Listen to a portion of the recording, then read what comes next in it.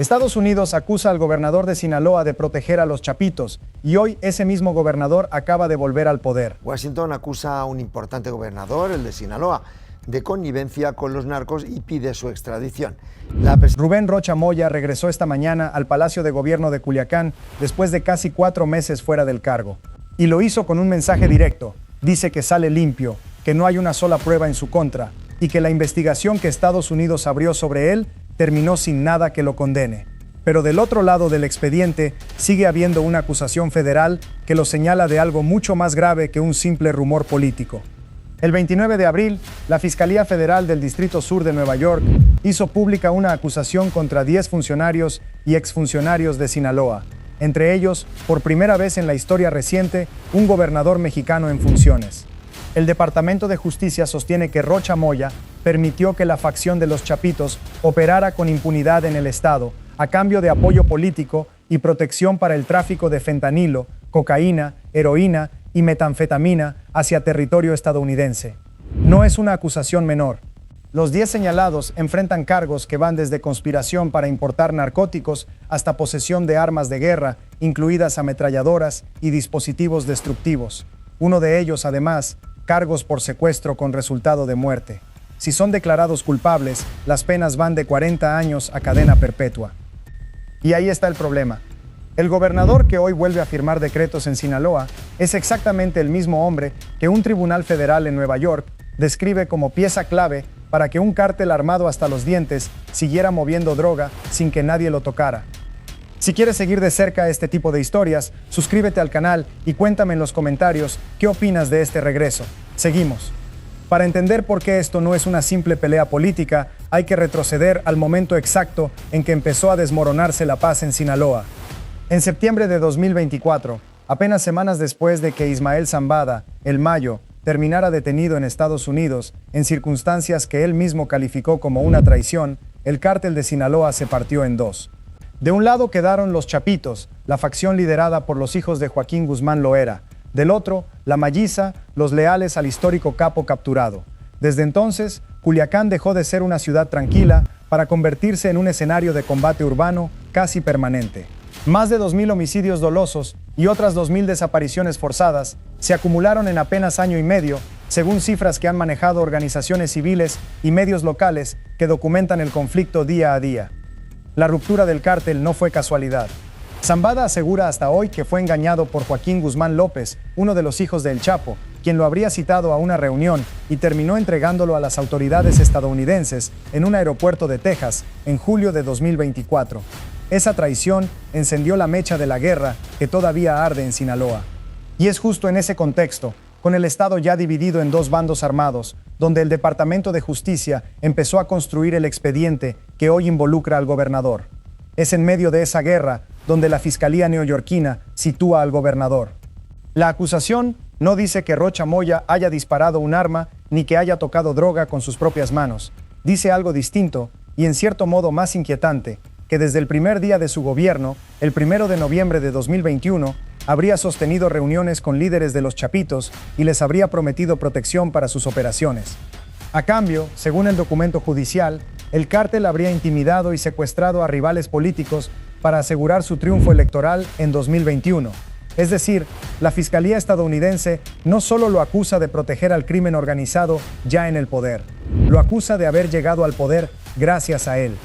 Rocha Moya no llegó al poder como un desconocido. Es académico, exrector de universidad y escritor, y en 2021 se convirtió en el primer gobernador de Morena en la historia de Sinaloa, un estado que durante décadas había sido gobernado por el PRI.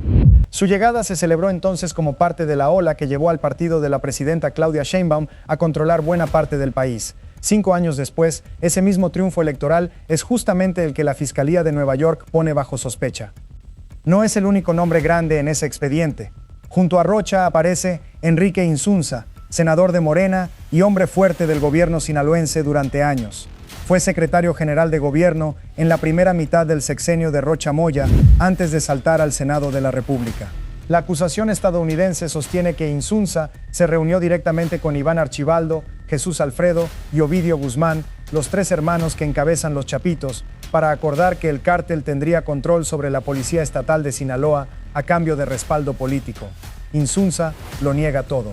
Dice que se defenderá solo, sin escudarse en su fuero, aunque hasta ahora sigue siendo el único de los 10 señalados que conserva su cargo público. Los demás no corrieron la misma suerte. Gerardo Mérida, quien fue secretario de Seguridad Pública del Estado, se entregó a las autoridades estadounidenses y hoy sigue bajo custodia en Estados Unidos, declarado no culpable ante un juez. Junto a él aparecen otros exmandos policiales sinaloenses, 2 exjefes de la Policía de Investigación de la Fiscalía Estatal, un exsubdirector de la Policía Estatal y un antiguo mando de la Policía Municipal de Culiacán, este último señalado además de participar en un secuestro que terminó con la víctima muerta. A todos se les acusa de un patrón similar: filtrar información sensible sobre operativos, escoltar cargamentos de droga y proteger a los líderes del cártel cada vez que una fuerza de seguridad se acercaba demasiado. En conjunto, este caso se suma a una investigación mucho más amplia que la Fiscalía de Nueva York lleva abierta desde 2023 y que ya acumula más de 30 personas procesadas por su relación con el cártel de Sinaloa. Dentro de Morena, el caso ya provoca fracturas silenciosas. Aunque el senador Insunza mantiene el respaldo público de algunas figuras del partido, la propia dirigencia nacional se ha encargado de marcar distancia. Ariadna Montiel, hoy al frente de Morena, descartó públicamente que Insunza pueda competir por un cargo en las elecciones de 2027, aunque evitó pronunciarse sobre su situación judicial. Es una señal clara de que, puertas adentro, nadie quiere quedar demasiado cerca de un expediente que lleva el sello del Departamento de Justicia de Estados Unidos. Pero hay algo que distingue a Rocha de todos ellos. Ningún otro acusado gobernaba un estado mexicano con 2.900.000 habitantes mientras enfrentaba estos señalamientos. 2 días después de conocerse la acusación, el 1 de mayo, Rocha Moya pidió licencia al Congreso de Sinaloa para separarse temporalmente del cargo.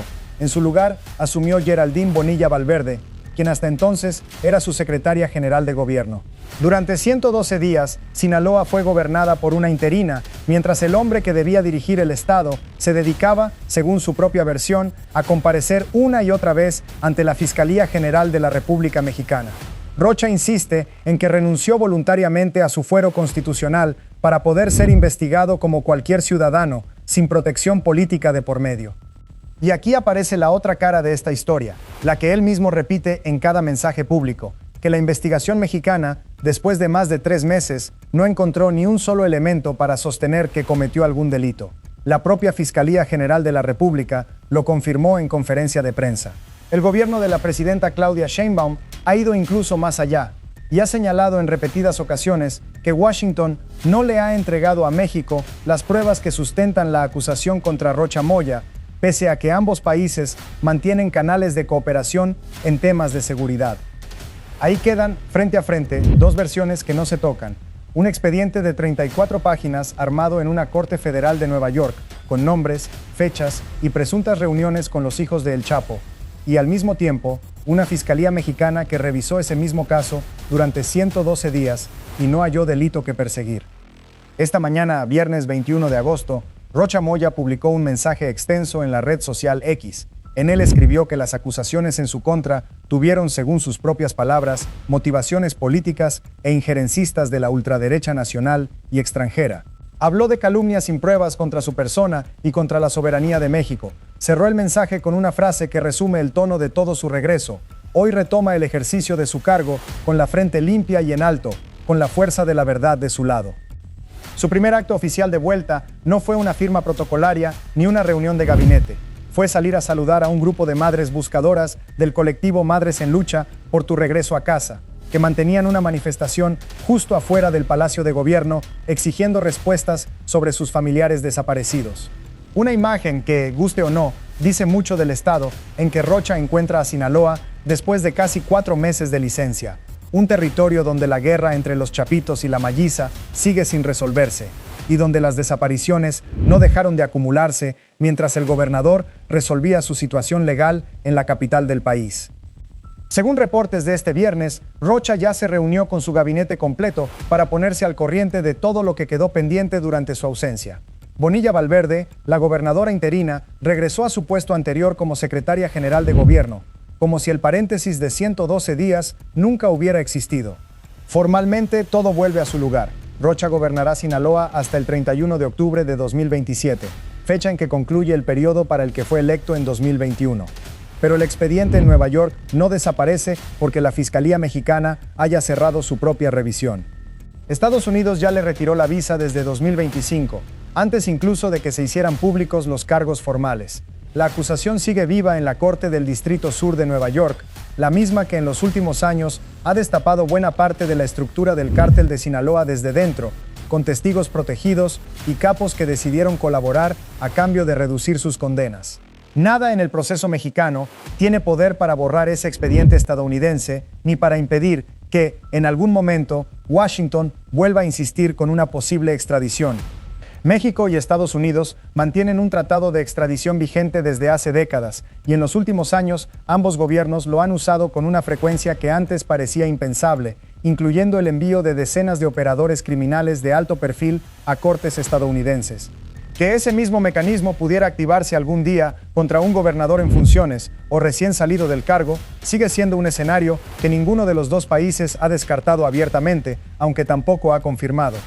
Es exactamente ese contraste el que convierte este regreso en algo más que una noticia local de Sinaloa.